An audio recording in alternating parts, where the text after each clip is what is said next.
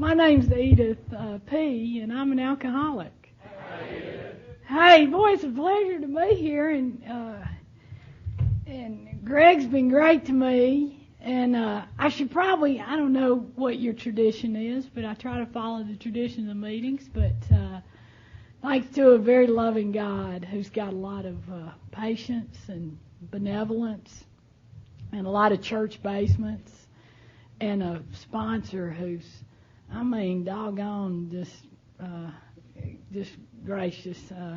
I've been sober since the first day of June 1987. For that, I'm very grateful. But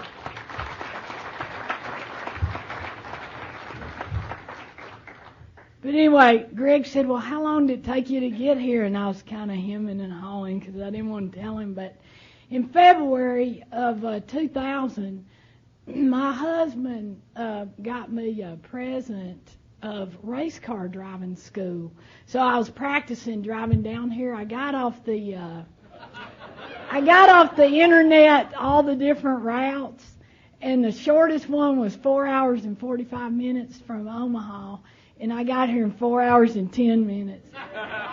So I called my law clerk and I said, just put it on the computer that I beat the Expedia.com shortest route. But anyway, Greg's been real good trying to accommodate me, and I wish that I had done what I usually do, except I got his wife, you know. I usually on the way down here call and say, oh, I thought I was speaking tomorrow, you know, and act like I'm going to be here at 10:30. But I got her, and I just couldn't do it to her knowing me so little. So I didn't get to, you know, kind of cause any trouble. I love to cause trouble, not the kind of trouble I used to cause. And I brought a joke up here because I always have to read them. Oh, yeah, I loved it. Do you ever read The Grapevine? Y'all probably have a Grapevine representative. This is an old one. Yeah, this is March 2000. The definition of an alcoholic bottom is when things get worse faster than you can lower your standards. Yeah. Did a lot of standard lowering.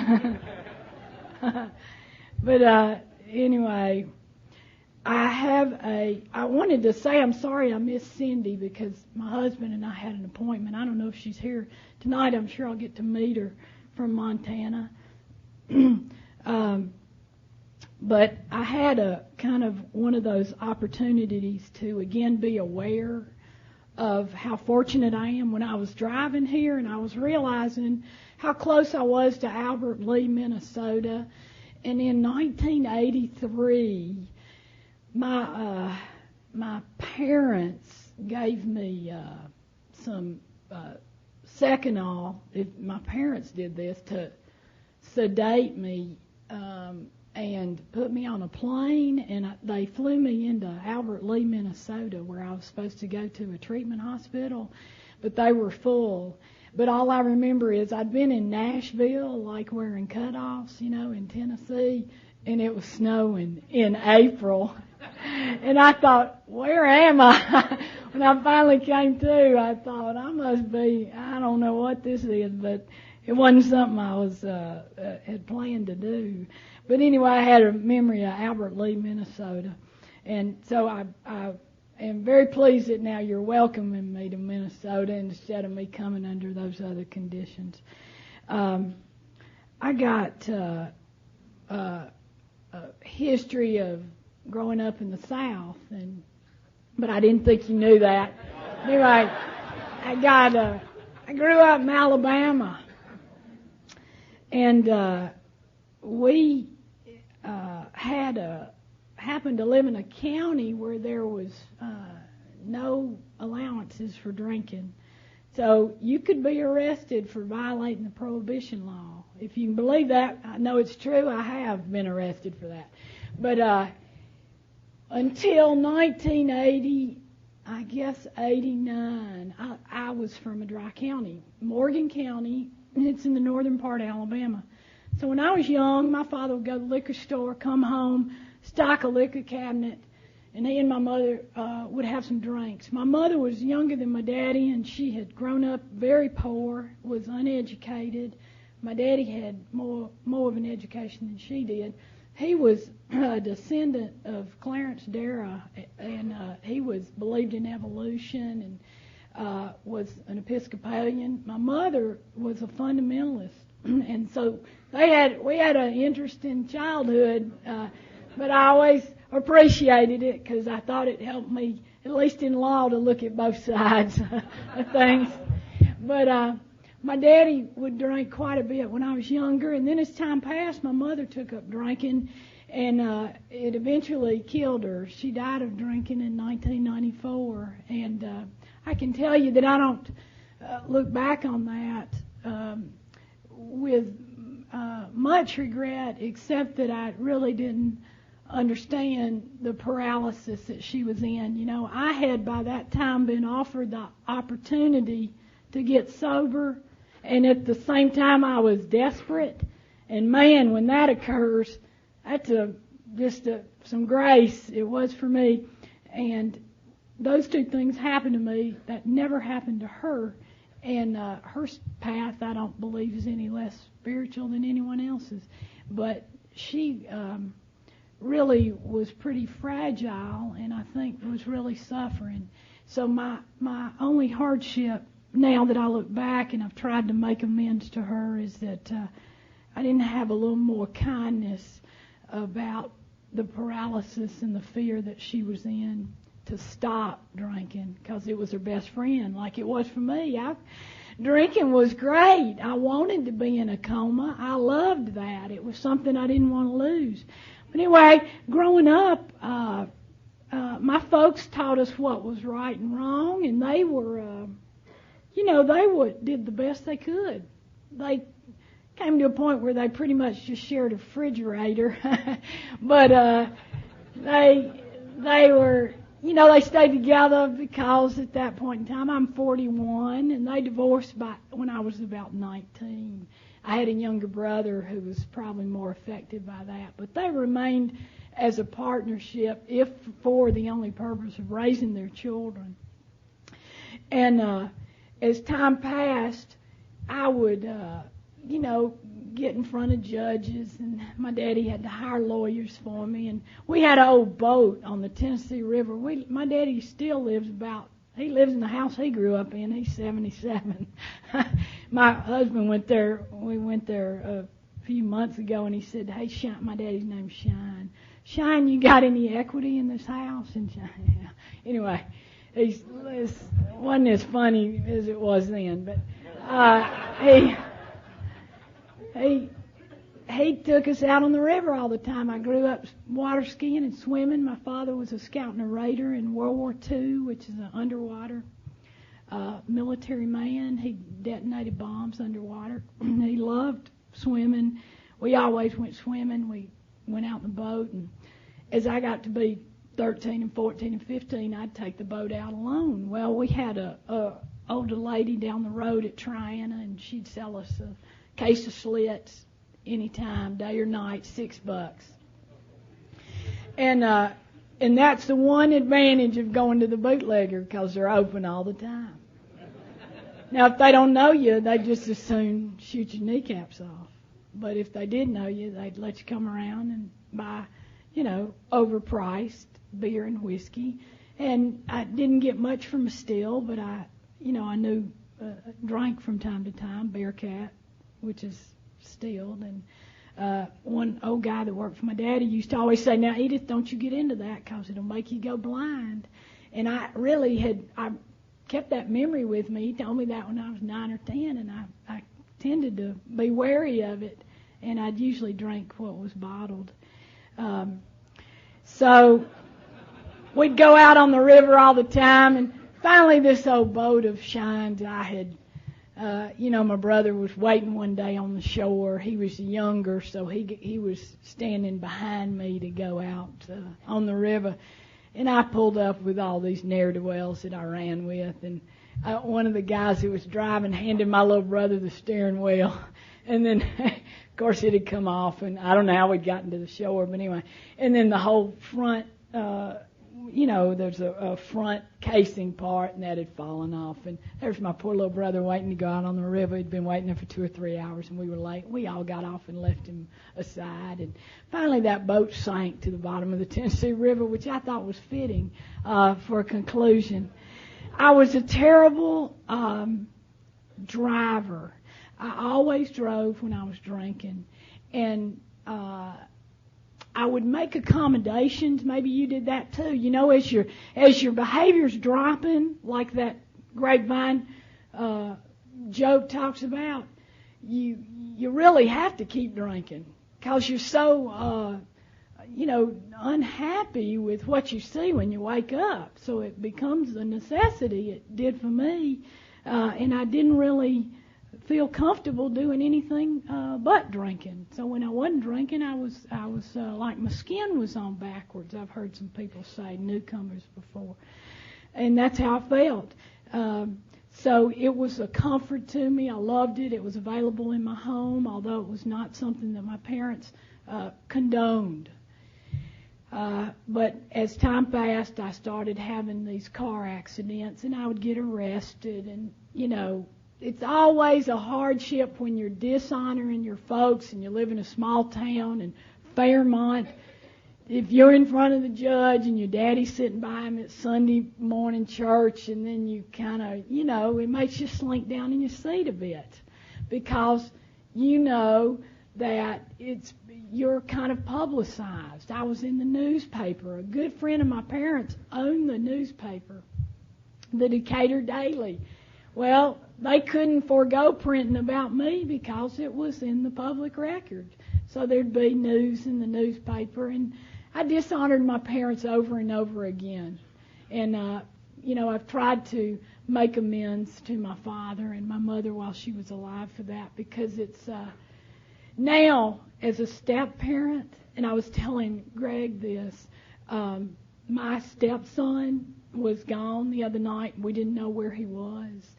And it truly gave me that, what you always say, you wish it was as easy as you thought it would. And that isn't what I'm trying to say. The job of parenting takes everything that I have and about 50% more. And I am a parent to a child who has 2 other parents. And when he didn't come home, it gave to me the sense of a reminder of everything that my parents had lived through. My father married a woman when he was about 70, and she died of cancer 4 years ago. And my daddy drinks quite a bit. And he left one night, and I was sitting on my stepmother's porch down in South Alabama. And I called my brother, and I said, Shine hadn't come home. And it was 2:30 in the morning.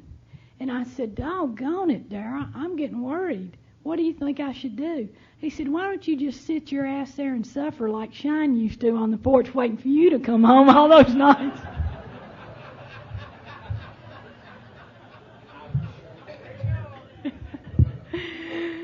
So anyway, you don't understand the hardship you cause other people until you're living it, maybe, is the message that I've been receiving lately. As time passed, I keep using that phrase, but I keep thinking about it seemed like that time was passing very slowly when I was in jail, but it was passing very quickly when you're, as you look back now. But I did, I don't know how many times I went to jail, but I was, been in the Douglas County Jail a few times. And I went off to school, finally. I worked on a farm for a while. I'm sure there has to be some farmers here. That was the hardest damn work I ever did in my life. I went home begging my father, saying, please. About 17, I really quit coming home. And I went home to my daddy and said, if you'll give me a chance at getting a college education, I'd sure love to try it. And he conceded. And right about this time, when I was 17, my father had bought me a car, which he later realized was a tremendous mistake. But anyway, I drinking and eating some Percodan, and I had a car collision, and the woman who was with me was badly injured. I was too. I cut my larynx in my throat, and not long ago I saw the doc's son who had done this surgery on me, and he said, you know, my father asked me about you that not too long ago. He told me that your throat injury was one of the worst he'd ever worked on, and I said, I hope you'll tell him I'm particularly glad he made it to the hospital late that night to work on me. But we ended up, I was in intensive care for a long time. This other woman had a head injury. She's my old running buddy. I love her very much. She's never found it necessary to come to Alcoholics Anonymous, but she still goes at it pretty hard, and she's tough. She was in an argument over Christmas that my husband oversaw in a bar, and Richard came around to tell me I was sitting with my daddy in another part of this establishment, and Richard said, Jane's in there, and this guy's kind of getting on her, and Richard said, but my money's on Jane. She's you know, I just hope that when I'm there, I can be an example of what Alcoholics Anonymous has to offer, because we may be the only example of the big book that somebody ever sees. So remember that. Remember that when you're in your meeting, the story of Chuck Chamberlain, when he sees the guy out in the audience and Chamberlain's talking in the book A New Pair of Glasses, and Chamberlain says, well, I saw that guy out there and he was having a bad time of it. It must have been his first meeting. A year later, I see him, and he's picking up a year cake. And so I went to the guy, and I said, hey, man, how'd you do it? And Chamberlain said, I'm thinking that he might say something favorable about me and what I'd said at that first meeting. And the guy says, I was shaking so bad at that first meeting, and the lady sitting by me lit my cigarette for me. He said, so I came back the next night. What kind of kindness are we giving to the person who's sitting by us, or at our office, or whatever place we're called on to be an example? Because it has to permeate our life, doesn't it? Past the rooms of Alcoholics Anonymous. My husband is not an alcoholic. He likes a lot of horse racing, but he's often saying, "What isn't this supposed to work at our home?" Because he heard Bob Bazant say that one time, so now he's kind of gnawing at me. But anyway, I had that pretty bad accident, recovered. Before I was out of the hospital, I was drinking. I had friends who would come to the hospital. And I was doing respiratory therapy daily, 3 times a day, to get back proper respiration.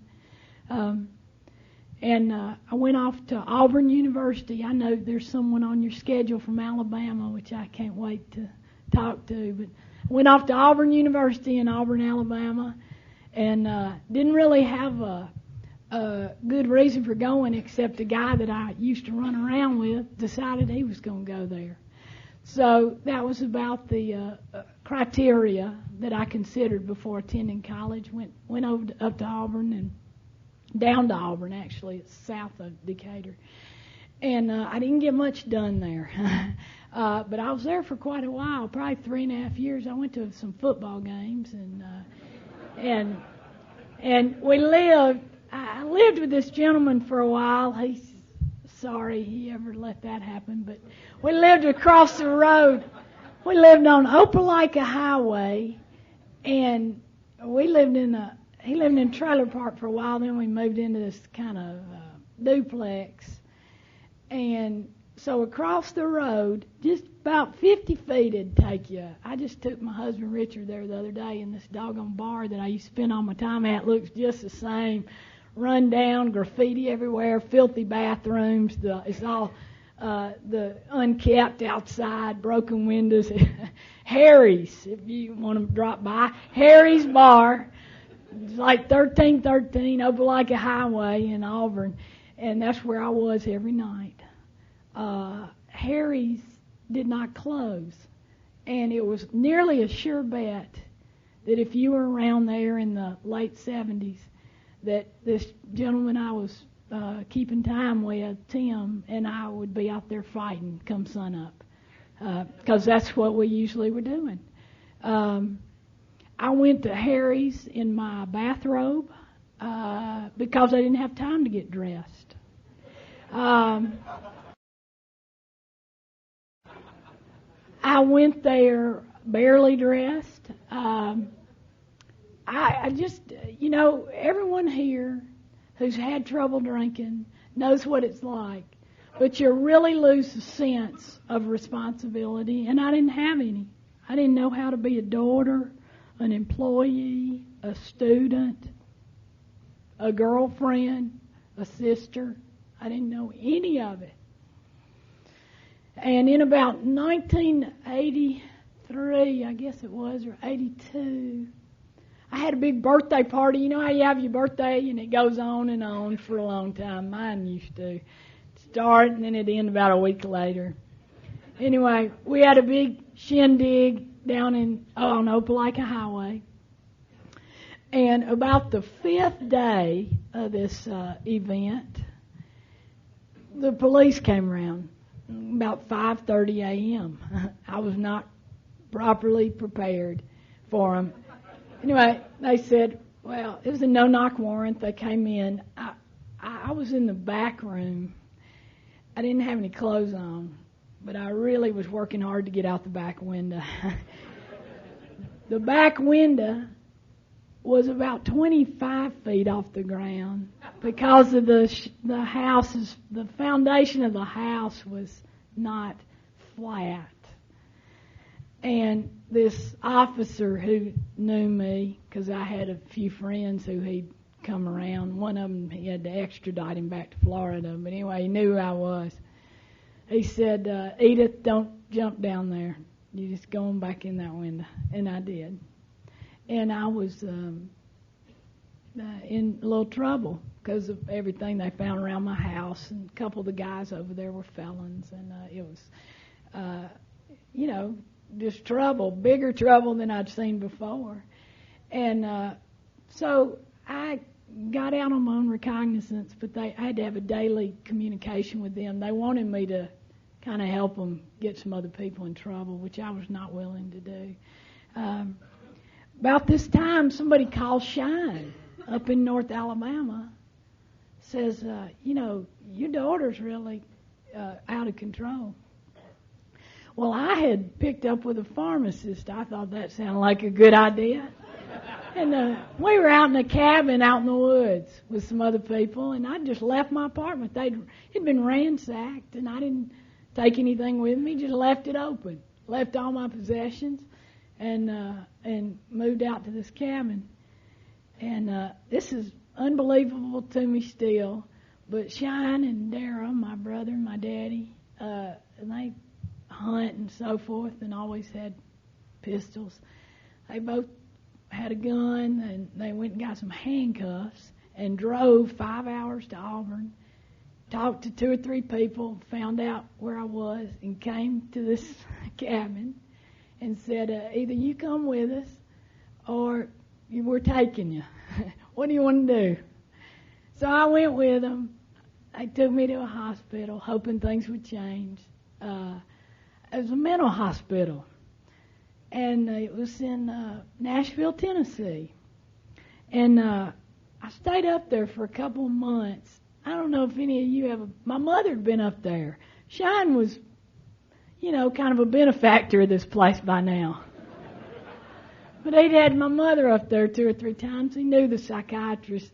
He kind of thought, I believed, that he would see over our recoveries and we'd both come out all squared around, But anyway, Mother, they were trying to do this shock treatment on, and I didn't want anything to do with that because no one would come out with a memory.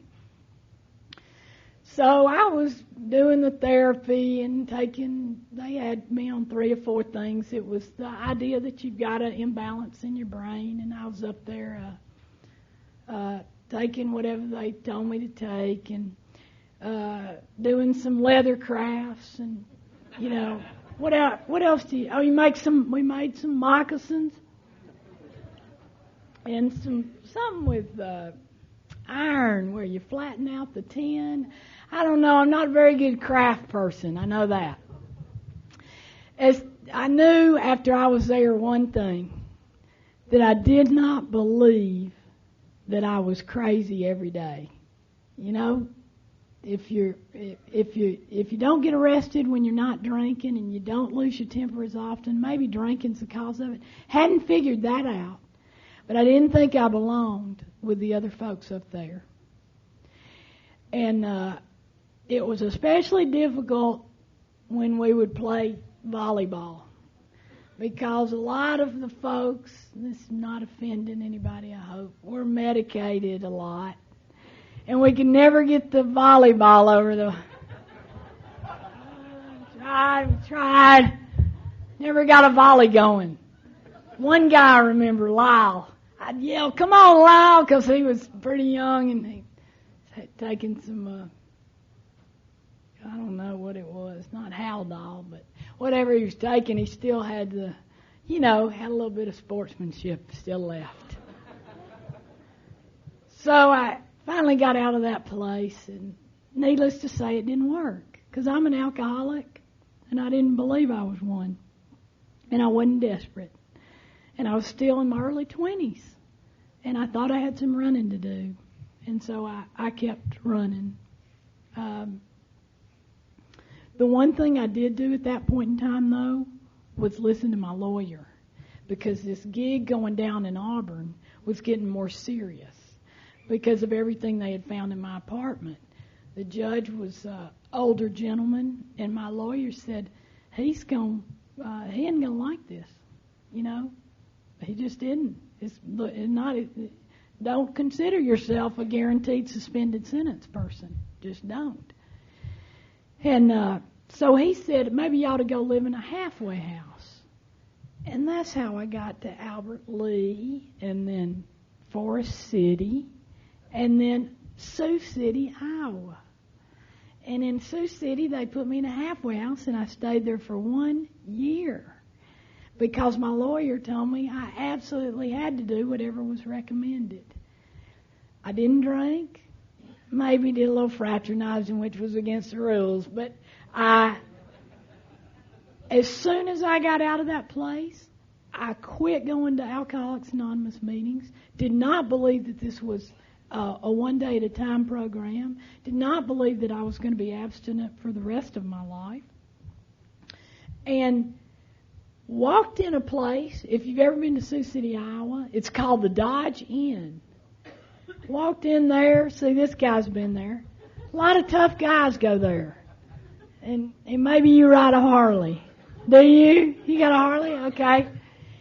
A lot of tough folks in there. But I went in there, I had one White Russian, and then I had 7 more. Now, fortunately, I'd picked up with a guy that I was kind of a waitress. I was living with him, and he lived 2 doors down. So it was easy to get home. But everything that they tell you about this being a patient disease, it's doing push-ups over in the corner, was true for me. I was driving drunk. I just hesitate to tell you all I did. I got in a bus with a band, group of band members, left town. You know how it goes. You wake up, you go out, you read the street sign, and you don't know, never heard of that street before. Then you go in, you say, you look at the phone book, and you try to find something that'll give you an indication about what town you're in. Everything happened just as if I had never stopped, even though I'd been sober for a year. I failed to enhance any kind of a spiritual life. And I was, again, clearly proving that an alcoholic needs just what they talk about in the doctor's opinion. You know, after they've succumbed to the desire again, as so many do, and the phenomenon of craving develops, They pass through the well-known stages of a spree, emerging remorseful, with a firm resolution not to drink again. This is repeated over and over, and unless this person can experience an entire psychic change, there's very little hope of his recovery. And then we know what it is that gives us that psychic change. It's something greater than human power. And then he goes on to say here, the only thing that we have found is total abstinence.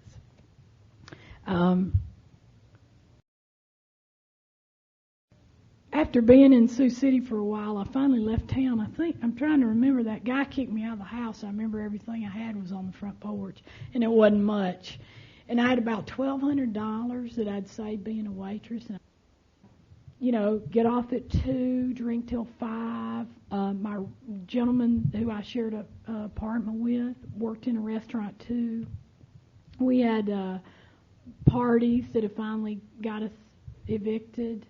And in about 1987, I had found a dentist who was kind enough to afford me some, medication for some real minor problems. And so I would take that and drink. I loved drinking. Loved it. Loved the conviviality of it. Loved the bar. Loved walking around and talking to everybody. Whereas when I got into doing, I would be okay there for a while, but eventually I'd always get back to my isolationism.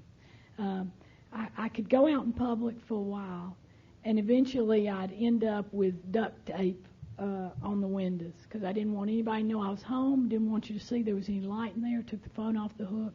That's kind of where I would usually end up.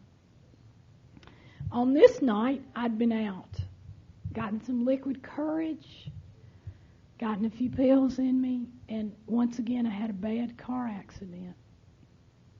Flipped my car, paramedics came, went to the hospital, arrested again. Now practicing law, I probably shouldn't have taken my blood because I was unconscious, but they did. But anyway, so I was in some trouble because this gig in Alabama, I'd been fortunate enough to get a suspended sentence, but I was still on it.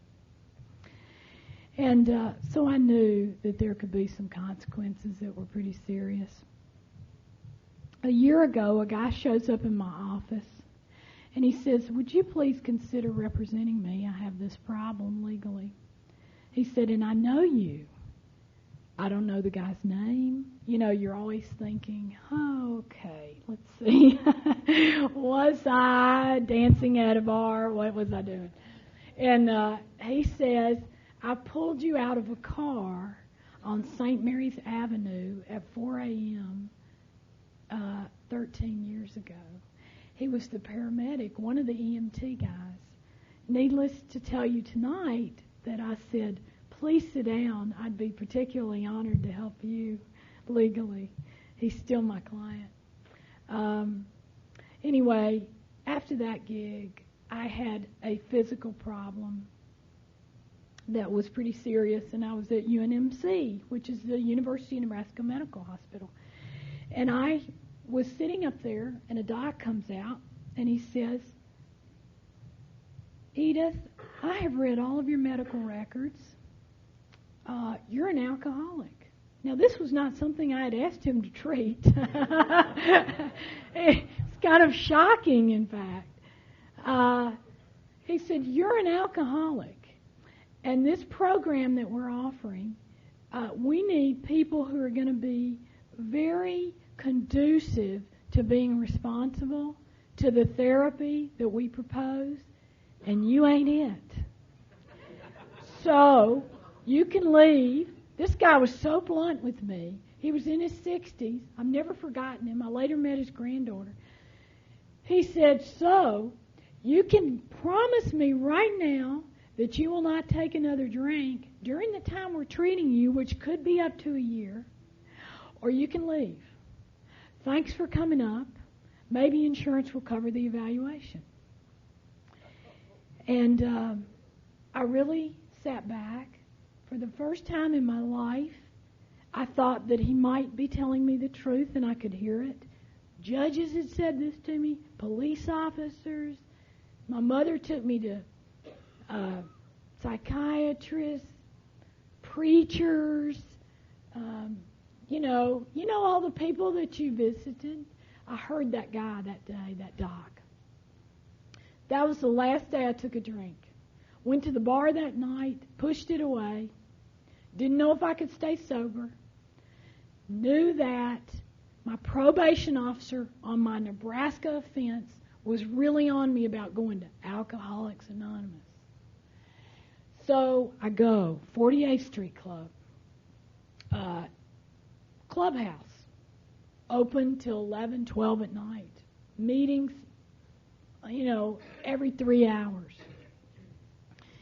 I go there every night. Don't even know there are any other meetings in Omaha, Nebraska. We have about 592, now in the 2001 year. And so I'm showing up. I'm listening. Don't say anything. Sit in the back. Walk out quick as I can. Finally, this woman says to me, "Hey, Ethel, stand up and tell us who you are." I said, "My name's not Ethel, and I'm just a visitor." That gal became my sponsor. Her name was Pamela. She was of the old school, where you kind of got assigned a sponsor. She made me read the book. We went to meetings every night. I was over at her house almost too much. She had 2 children, a husband. She put up with me when I was bleeding on the floor. She would avoid me after meetings and talk to every newcomer and then me. And I thought I was a newcomer. I demanded attention. Didn't she want to know what was wrong with me? She would go to anybody who we hadn't seen before and afford them her hand. When we started working on the steps, she told me the timeline. You will have your 4th step done, and then you will call me, and then we will work on your 5th step. And I did those things because I was afraid. I was afraid of drinking. I was afraid of dying. I was fairly certain that even if I died, which wasn't a great loss, somebody else was going to get killed. Jane was a near miss. The accident I had on St. Mary's, I hit a van. The folks were in their home. I had a parked van. The police officer said, there's a family in there with 4 kids. They were in that van. So I figured somebody was going to get killed if I kept drinking. So I was afraid. So I did what she asked of me, and the steps chased my heels. And I think that was because I was desperate. And a guy from Lincoln, Nebraska, named Mark R., says it's more dangerous for you now than it was when you first got here, if you've lost the desperateness. So if we're not working with newcomers, we better be very careful, because that's what gives us back maybe the vigilance we need, because we see where we could be. And Pamela did that all the time. She moved out of town, and at a late age, in her late 30s, went to medical school. She's now a doc in Iowa City, and I've been up there to see her. They say Dr. So-and-so, her last name, and it's just an honor to have had her in my life. I got another sponsor. Her name is Karen, and Karen's been my sponsor since 1989. Yeah. And she's tough, too. She just is very honest. She says things to me like, when I thought the guy that I couldn't live without walked out, she says to me, "Do not go by his house. Do not call him. What he's doing is none of your business. Don't ask anyone about him, and start working with other people." Now, she didn't understand that if I had 2 or 3 hours with him, I'd convince him about what a huge mistake he'd made. And I mean, it was torture. Plus, he was dating another gal, and she was coming around to AA. And you know what my sponsor said about her? Put your hand out. You shouldn't sponsor her. Put your hand out and tell her that Alcoholics Anonymous welcomes her. And you know what I wanted to say to her? Hey, baby, you can die in a ditch. I don't give a damn. But I had to say, welcome to Alcoholics Anonymous. My first sponsor's husband talked to me about school a few times. And I'd been to 5 colleges. And I had graduated from college. It's amazing over all those years. And so I enrolled in college, in post-college, in a graduate school. And I talked to them about my history. I had to apply and, fully disclose what I'd been through, that I was a felon, that I was, my GPA was, the tape won't show that. It was like XF, A, never saw her the semester, not present. Tried to get a refund on her tuition. My father was really disheartened because Auburn had this non-disclosure policy, and unless the student had signed for disclosure, they wouldn't send him the grades. And he went down there and gave him some fiery speech. I don't know if he ever saw my grades. But anyway, I had to apply. I had to tell them about all this bad history I had. Even in light of all that, they gave me financial aid, and I went to school. I really realized after I'd gotten there what a huge mistake it was, because all the other people in this professional school had great study habits, had degrees, had a history of being responsible. And I didn't have any of that going for me. I had one thing. I had you. And I had a God. And I had this sponsor who said, God will provide. So I kept going. The journey of 1,000,000 miles starts with the first step. Kept going. Get to the end of this 3 years later. And they write me and say, the Bar Examiners Commission says, based on your history, we cannot offer you the opportunity to take the bar exam. So then I go to my sponsor, by now it's Karen. I said, y'all set me up on this thing. I spent all this money, and now they're not even going to let me take the doggone test. She said, well, you go talk to some of your professors who know your history. I did. We went with letters to the Bar Commission. They wrote me back the day before the exam started and said we'd be very pleased to have you sit for the bar, based on what we have learned about you. What they had learned about me was this, that I participated in Alcoholics Anonymous, that I couldn't guarantee that I would remain sober and clean, but that if my participation in Alcoholics Anonymous continued, then I could tell them that the track record of others who had practiced that was good. That I was a GSR in my home group at that time, the 48th Street Club that met on Wednesday nights at 8:30. That I had been a treasurer of a group. That I had volunteered to go to York, which is a women's penitentiary, and talk about Alcoholics Anonymous. That I had attended area meetings at Area 41. We used to meet in Kearney. Now we meet in Grand Island in Nebraska.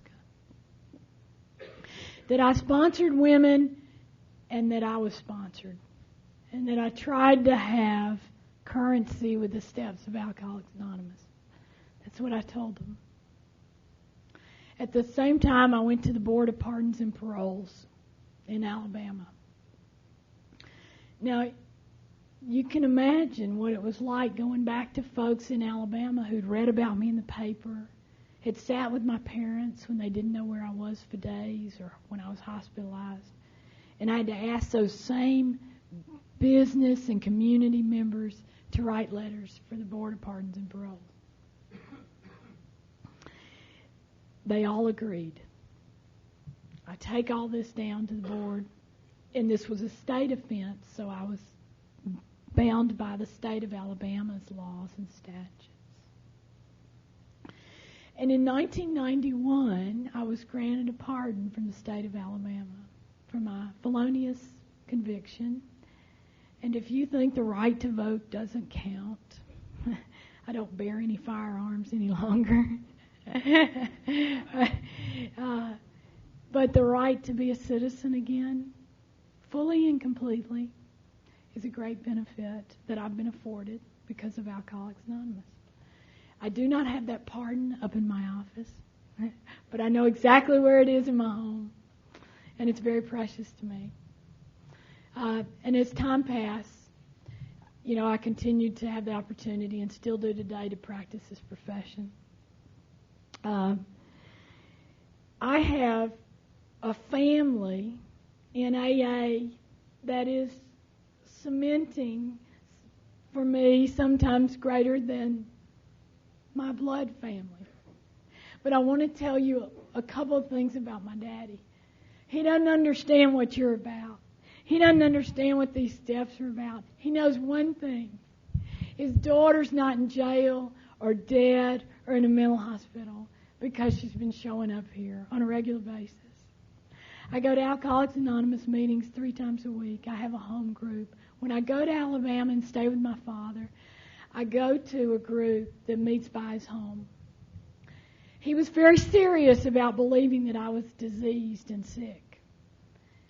He bought 3 life insurance policies on me when I was 17. You might wonder how I know that. When his second wife was dying, my father asked me to help him do some work on the will because she had 5 children. And he wanted to be sure that everyone was going to be situated properly because he loves his stepchildren and he loves my brothers and myself. And he said, look through these and let's get this organized. And I found 3 life insurance policies. All of them were on my life, all to my brothers as beneficiaries. He said, baby, that's one thing that's one risk I'm glad I didn't get to bank on. And he knows that I go to these meetings. So I'm at the meeting in Alabama, right by his house, 1 meeting a week at that time in this small city, Decatur. And I drove his car there. And as I walk out of the meeting, I look on the dashboard, on the windshield, and there's all these candies. And this guy that was at the meeting with me said, I saw Shine riding his bike. My daddy rides he gets his bikes at the police auctions. They're all beat up, and he'll try to fix them, and then he carries this old dog with him in the basket. He's eccentric.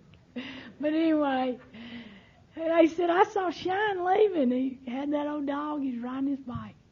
Now, that doesn't mean much to y'all.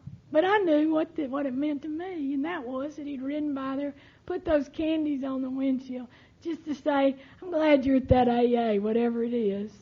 I'm glad you're there again tonight. In 1997, he and I went to Scotland. Peebles is Scottish. And we went with my great uncle, who's a real hardliner. He went to the Citadel. Boy, I'm pretty liberal. Boy, he and I just clash about politics, worldview, everything. But he's been very good to me. He planned this great trip. Peebles, Scotland is 20 miles south of Edinburgh. Well, I'd been with my great uncle, all my cousins, all these, from 5 states we all came down there. We celebrated Thanksgiving in Peebles. They wrote about us in the small newspaper, the Peebles come to Peebles. Well, actually, what it was a big drunk fest for the Peebles. And I was sober at that time. And they did Scotch tasting, and we had a few dinners that ended up in some of my cousins having to be escorted out. But anyway, after about 10 days, I was desperate for a meeting. I'd been to one in London, I believe, and I was in Peebles, very small town, 6,000. And so I get on I had gotten off the the national directory, international directory I had with me. So I knew where the main offices were to call. I said, boy, I'd sure appreciate it if somebody could come around and help me get to a meeting. And so they give me a call. They say, Miss Peebles, we have a gentleman. He'll be coming around at 7 p.m., and he'll be whistling down at the front entrance of this. We were at the Peebles Hydro Hotel. And so they were very clandestine. I go down there, and here's Ernie, blue-eyed Scotsman, real skinny, and got a little car. Everyone, gasoline's so expensive. Ernie's got a small car. He's got a $3.85 or $3.90 a liter. That's what they were paying for gasoline. Ernie's on the dole. The redundancy, Social Security here. He's disabled. His stomach has almost been removed because of his drinking. Ernie says, I came to get you, to take you to the meeting. We drive an hour and a half on the other side of Edinburgh. Even though Peebles is close, the roads are pretty dilapidated. We get there, there's all these Scots, men and women, and they're drinking tea and scones, and they all tell me their story. Every one of them, because I'm from the States, and as a kindness and a courtesy. And Ernie drives me home. About 1 o'clock a.m. we get back. Of course, Shine and them have been wondering a little bit where I am because I left with somebody. I didn't know him and so forth, wondering if I'd picked up my old habits. I said, Daddy, Ernie took me all the way into other side of Edinburgh. Now that doesn't, if that doesn't speak for Alcoholics Anonymous, he gave me the roundabout, I gave him the grapevine. He gave me a card, which I still keep today, and we've corresponded. He says, hey, Lassie, call me before, not after.